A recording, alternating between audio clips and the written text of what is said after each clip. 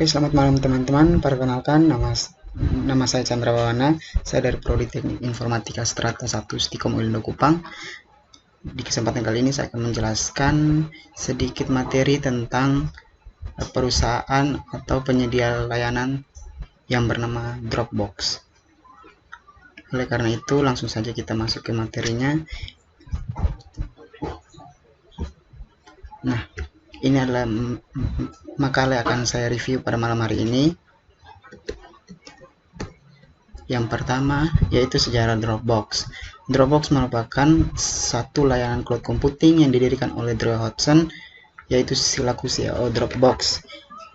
Dropbox didirikan pada 2007. Nah, pengertian Dropbox sendiri itu adalah layanan penyimpanan online yang dapat menyalin dan juga menyimpan file data dari pengguna. Jika teman-teman masih bingung tentang Dropbox, mungkin kita bisa membayangkan Dropbox sama seperti Google Drive pada umumnya. Namun yang membedakan ialah Dropbox bukan merupakan bagian dari Google. Jadi fungsi Dropbox dan Google Drive itu sama. Yang berikut data dan informasi yang biasa disimpan dalam bentuk berupa gambar, video, dokumen, aplikasi, dan juga tentunya sebuah program. Setelah itu, selain Dropbox memiliki fungsi itu, Dropbox juga memiliki fungsi yang sama, yaitu menyalin file-file dan fungsi-fungsi cloud computing lainnya yang diterapkan pada aplikasi ini. Aplikasi ini juga dapat melakukan backup dan juga dapat melakukan pemulihan data secara otomatis.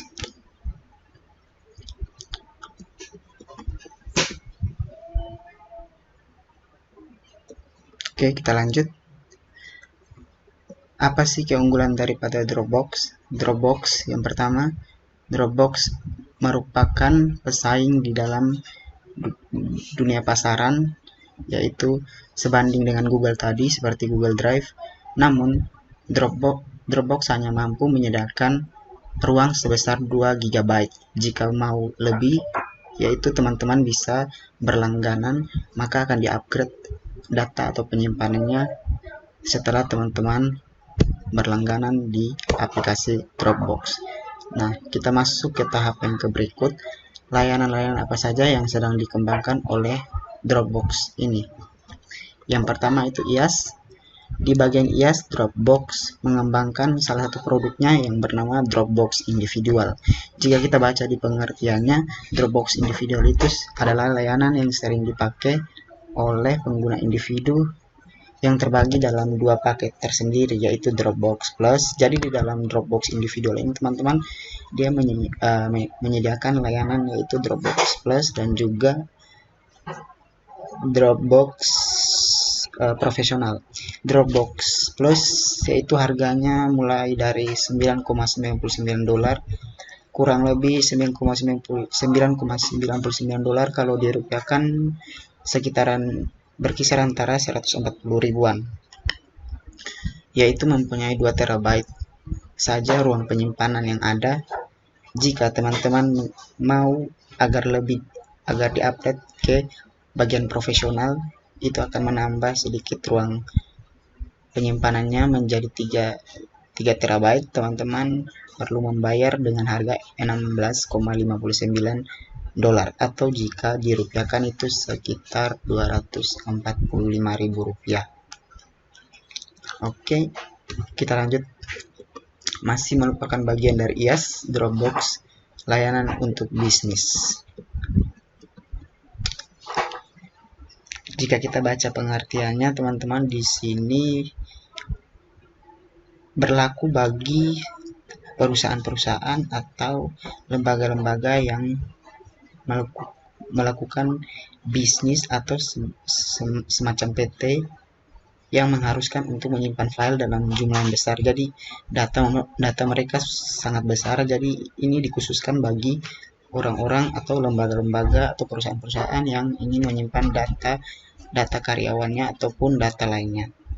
Di dalam sini Dropbox menyiapkan 3 paket, yaitu pertama yang standar $12,50 atau sebesar 180 ribuan, dan juga yang itu menyediakan 5 TB.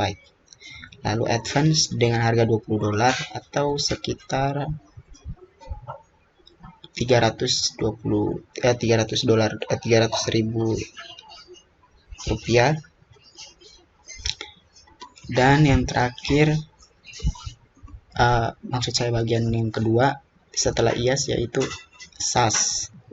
Di bagian SaaS Dropbox ada sebuah fitur atau menu yang dinamakan Dropbox Paper, teman-teman. Di dalam Dropbox Paper ini kita bisa baca pengertiannya di sini. Dropbox Paper ini adalah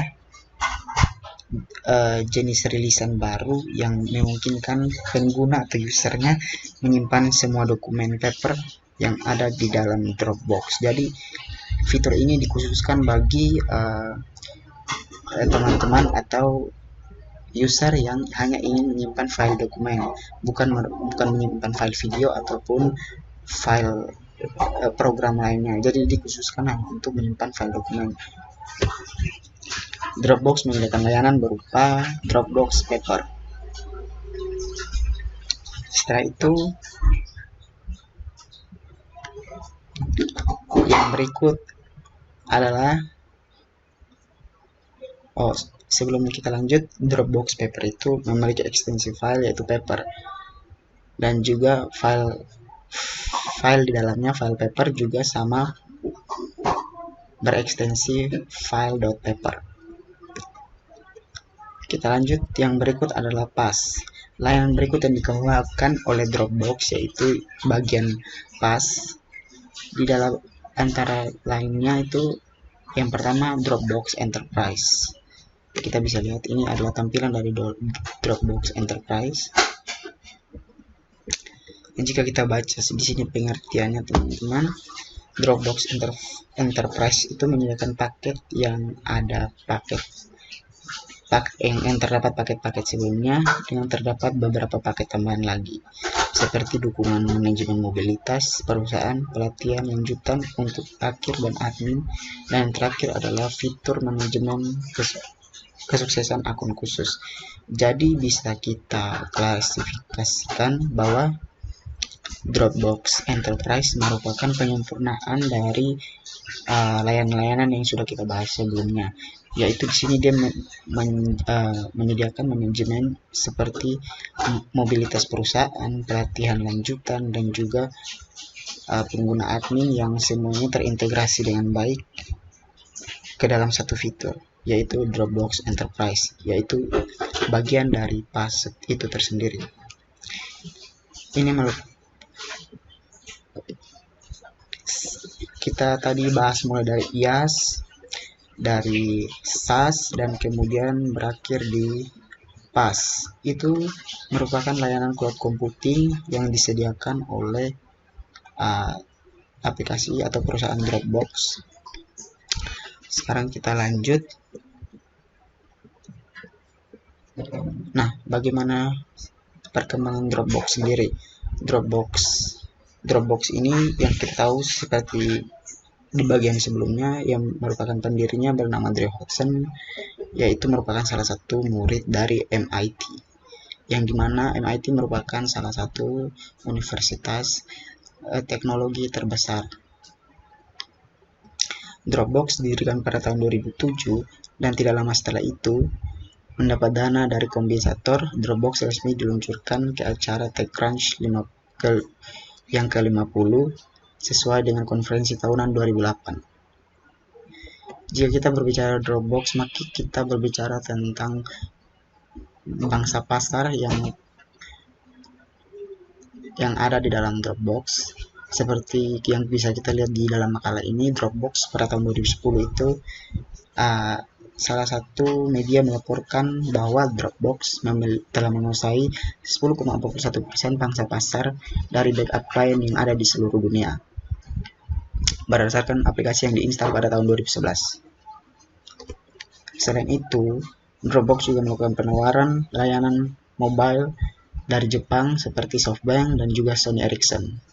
Jadi teman-teman, jangkauan daripada Dropbox ini bukan hanya di bagian Amerika ataupun di bagian Eropa pada lainnya, tapi Dropbox juga menjangkau sampai ke Asia, yaitu tempatnya Jepang seperti yang bisa kita lihat, yaitu dia menawarkan layanan pada Sony Ericsson. Oke.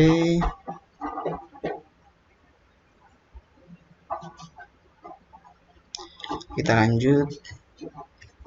Di sini kita bicara tentang satu layanan yang menyediakan penyimpanan file berupa file video, file program, dan juga file-file lainnya yang bisa disimpan dalam satu aplikasi. Maka di situ juga terdapat salah satu yang dibutuhkan oleh kita sebagai user dan semua orang yang menggunakan aplikasi Dropbox, yaitu bagaimana sih penyimpanannya ataupun bagaimana sih keamanan yang ditawarkan oleh Dropbox itu tersendiri.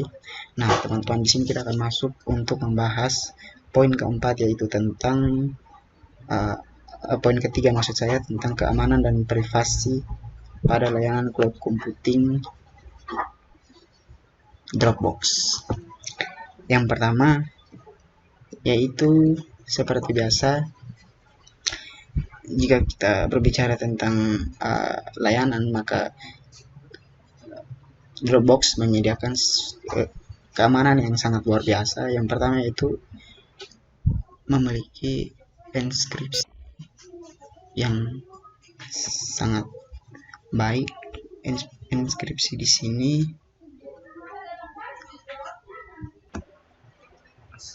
oke. Kita lanjut, mohon maaf tadi ada sedikit kesalahan. Membahas tentang keamanan. Yang pertama, keamanan yang diberikan oleh Dropbox merupakan keamanan yang teruji sangat ketat. Yang pertama, kita lihat seperti adanya pemulihan. Kita lihat contoh, Dropbox menyimpan semua riwayat file yang kita hapus dan versi sebelumnya ini, serta memungkinkan Anda memulihkannya hingga 30 hari.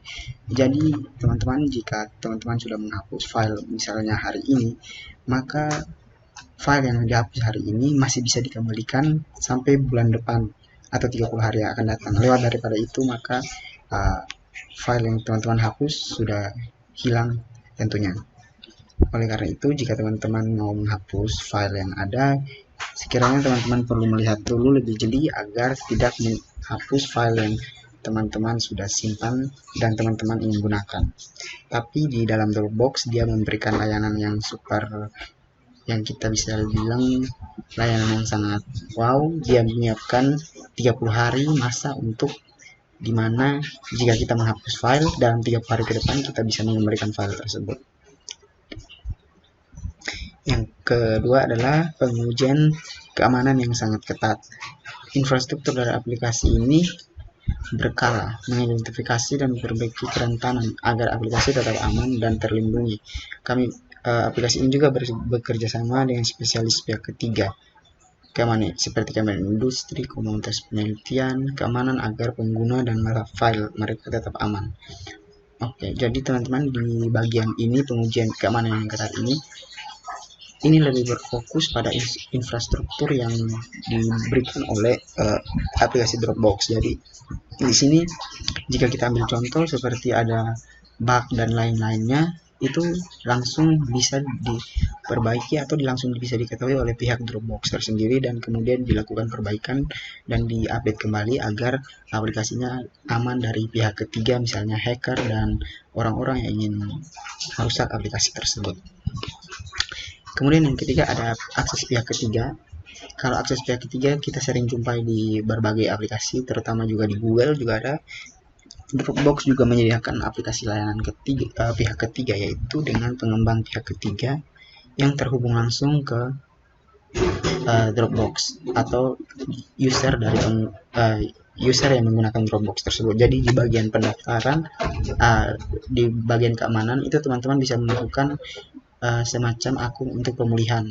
Misalnya ini akun teman-teman diretas atau lainnya, di situ dia akan menginfokan pada akun pemulihan tersebut bahwa pihak ini akun teman-teman sedang di atas, jadi bisa diganti sandinya ataupun diganti username-nya.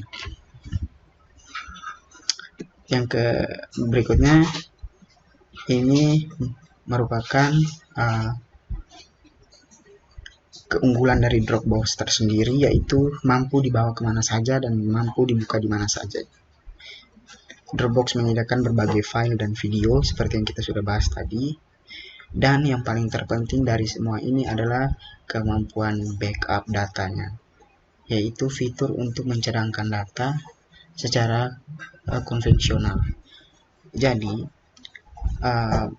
misalnya foto, video, dan juga program yang teman-teman sudah buat, jika tidak ingin menyimpan terlalu banyak di memori perangkat teman-teman bisa saja pindahkan ke Dropbox, lalu bisa dicadangkan di sana.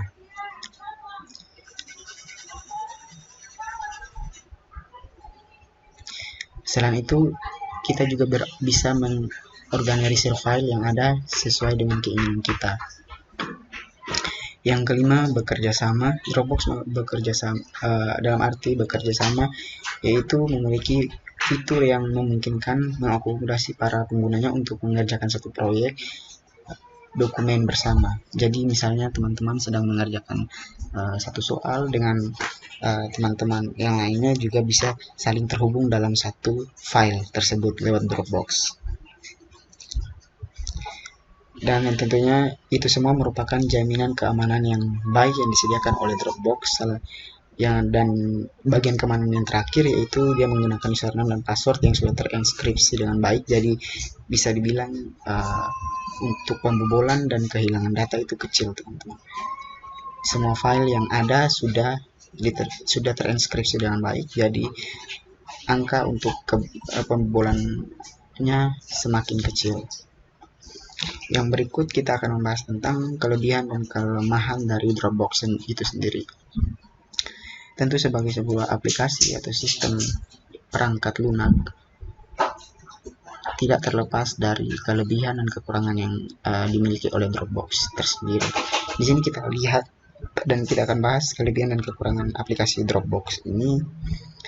Kita lihat yang pertama, kelebihan. Bagian kelebihan yang pertama, tidak hanya digunakan untuk menyimpan data saja, tapi bisa digunakan untuk sharing data baik individu maupun kelompok. Jadi bagian A ini kurang lebih dia membahas tentang bukan cuma Dropbox bisa menyimpan file atau data kita, tapi juga bisa dilakukan sharing. Jadi fungsi Dropbox ini bukan cuma hanya untuk itu, tapi bisa juga untuk sharing atau berbagi file lainnya. Berikut yang B, Dropbox mempunyai akses yang lebih fleksibel sebagai media penyimpanan data. Seperti yang sudah kita bahas di atas sebelumnya tadi, Dropbox dikatakan lebih fleksibel karena kemampuan menyimpan datanya itu yang pertama sangat cepat, terus keamanannya juga sangat baik, dan juga mempunyai fleksibilitas yang tingkat tinggi. Jadi bisa dibilang Dropbox adalah salah satu tempat penyimpanan yang paling fleksibel saat ini. Yang ketiga itu cara menginstalnya yang sangat mudah dan mudah diaplikasikan dalam beberapa sistem Windows, Mac, dan juga Linux. Proses penginstalan Dropbox sendiri sangat mudah, yaitu teman-teman pertama mungkin teman-teman login dulu ke website resmi Dropbox. Nanti di situ sebentar akan kita buat dan akan kita contohkan. Teman-teman disuruh akan mendaftar dan kemudian akan dikasih file untuk langsung mendownload, yaitu di Windows, di Mac, macOS maupun di Linux tersendiri. Dan dia berjalan di berbagai sistem operasi ya teman-teman. Yang kedua itu kita membahas tentang kekurangan yang ada pada Dropbox. Kekurangan Dropbox di sini hanya saya cantumkan dua, mungkin ada lebih, teman-teman bisa saling sharing. Yang pertama itu Dropbox memiliki kapasitas storage yaitu cuma 2 GB saja. Jika kita bandingkan dengan kompetitor yang sebelumnya seperti Google Drive dan juga lain sebagainya, kita ambil contoh Google Drive. Di situ Google Drive memberikan penyimpanan atau menyediakan layanan penyimpanan sebesar 15 GB. Jadi bisa dibilang ukuran dari Dropbox, penyimpanan Dropbox ini sangat kecil. Yang kedua, jika ingin penyimpanan besar harus memiliki akses ke versi berbayar. Dan itu jika kita butuh penyimpanan lebih dari 2 GB, maka kita harus berlangganan seperti tadi yang ada di materi IAS, SAS, dan juga PAS. Kita bisa berlangganan dengan paling rendahnya itu 140 ribuan per bulan untuk mendapat sekitaran 3 GB sampai 5 GB, hanya untuk mengupdate-nya ke 3 sampai 5 GB saja. Jadi bisa dibilang kekurangan dari Dropbox ini masih sangat jauh dari yang diberikan oleh Google Drive. Kesimpulan dan penutupnya, mempunyai akun Dropbox membawa keuntungan tersendiri bagi kita semua. Dropbox bisa menjadi penyelamat jika komputer kita mati atau terserang virus, dan juga bisa membuat kita mencadangkan file untuk kepentingan-kepentingan lainnya. Jadi kesimpulannya itu Dropbox itu merupakan sarana cloud media layanan cloud computing yang bisa menyimpan dan menyalin file dan juga berbagi file. Selain itu, Dropbox juga bisa digunakan saat kita dimanapun, kapanpun itu, dan juga bisa menjadi salah satu tolak ukur penyimpanan file karena memiliki keamanan tingkat tinggi juga. Oleh karena itu, mungkin itu merupakan bagian materi-materi yang dapat saya sampaikan pada malam hari ini. Selanjutnya kita buka browser untuk kita melihat user interface daripada Dropbox tersebut. Kita masuk di Google, kita ketikkan Dropbox. Ini kita tekan OK saja. Ini adalah tampilan dari Dropbox. Maaf, kita masuk.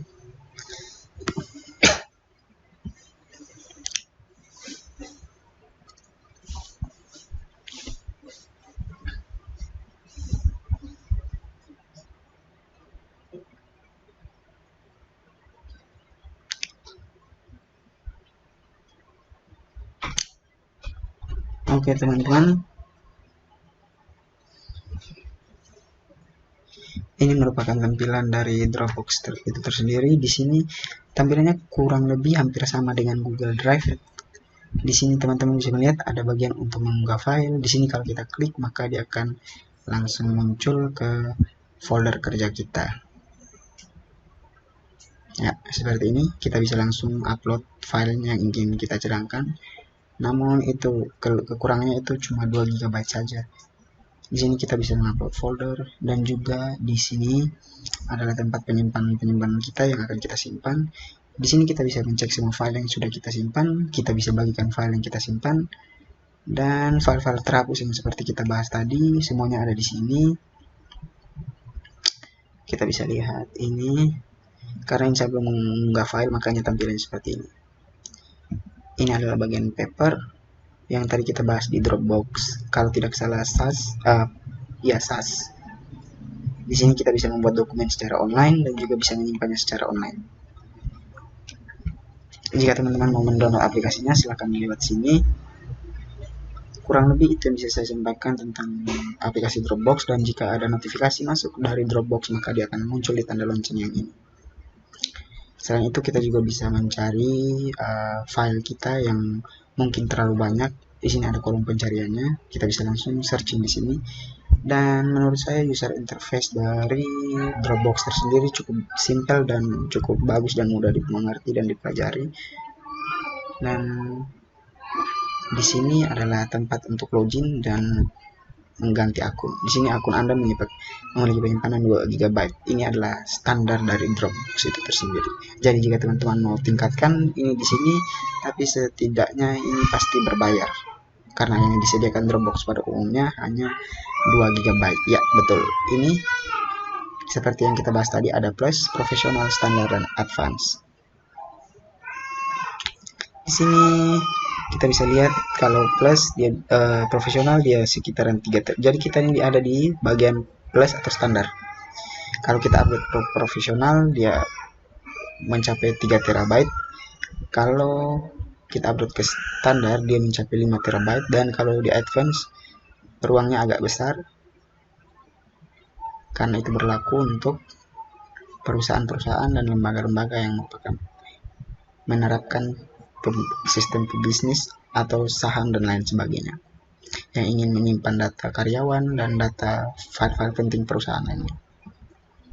Oke, jika ada yang teman-teman perlu tanyakan atau lainnya, bisa hubungi di bagian dukungan, terus pilih pusat bantuan. Di sini teman-teman bisa berlangganan paket dan harga daripada Dropbox itu tersendiri. Oke. Baik teman-teman, saya kira itu saja materi yang dapat saya sampaikan pada malam hari ini. Terima kasih buat perhatiannya dan mohon maaf apabila ada salah kata, dan sampai jumpa di tutorial berikutnya.